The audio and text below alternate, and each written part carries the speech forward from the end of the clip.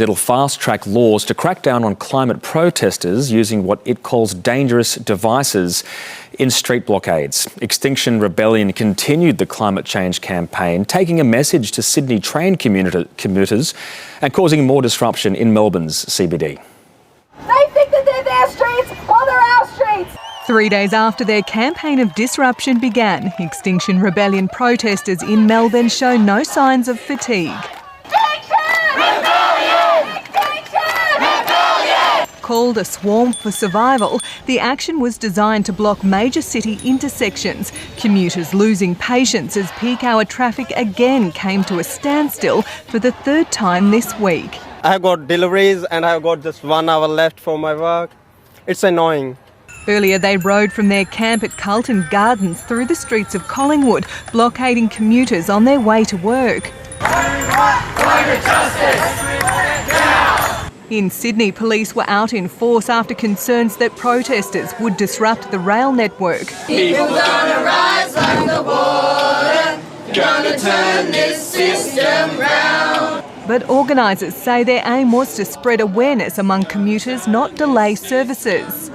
Fun community atmosphere around Extinction Rebellion. Around 100 protesters have been arrested nationally so far this week. Today, police in Sydney were criticised for allegedly using excessive force.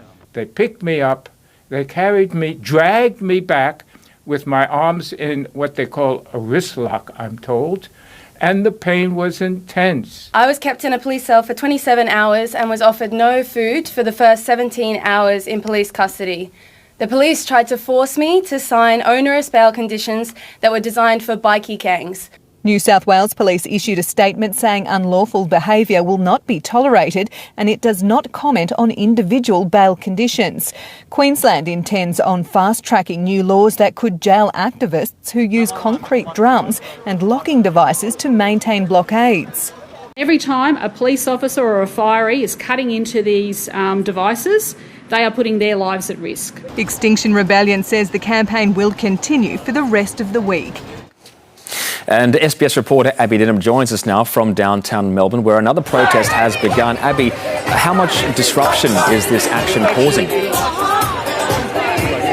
Well, significant, I would say. That about 5:30, 300 protesters dressed up in disco gear started what they called the disco disruption. They've been walking through the CBD, stopping at the various intersections to do a coordinated dance to the song Staying Alive. As you can hear, they're still going strong. Heading back to base camp now. They're all camped at Carlton Gardens, but they're attempting to at least continue this for the next half an hour or so. This marks the midpoint of the week of protests and so far shows no signs of slowing down.